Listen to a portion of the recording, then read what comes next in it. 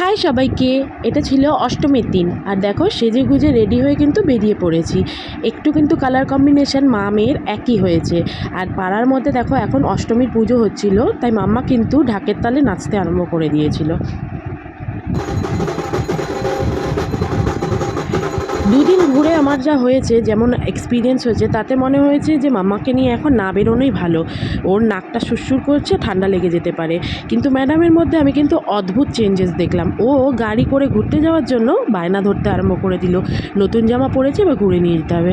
তো যাই হোক, এটা হচ্ছে আমাদের লোকালে পুরো ব্যারাকপুর স্টেশন আর চিড়িয়ামোড়ের যে দুটো প্যান্ডেল, জাস্ট ওকে নিয়ে এইটুকুই ঘুরেছি। কারণ এইটুকু যদি ওকে না নিয়ে বেরাই তাহলে কিন্তু ভীষণ কান্নাকাটি করবে। আর ছোট বাচ্চা, ওর পুজোটায় কোনোভাবেই আমি এক্সপ্লয়েট করতে চাইছিলাম না।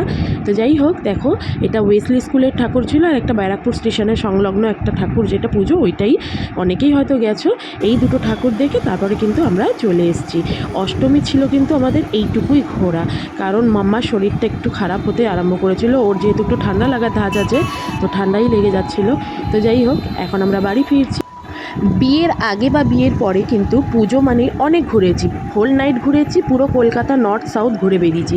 কিন্তু এখন আমার ফার্স্ট প্রায়োরিটি হচ্ছে আমার মাম্মা। তাই ও যেখানে ভালো থাকবে আমি সেটাতেই খুশি।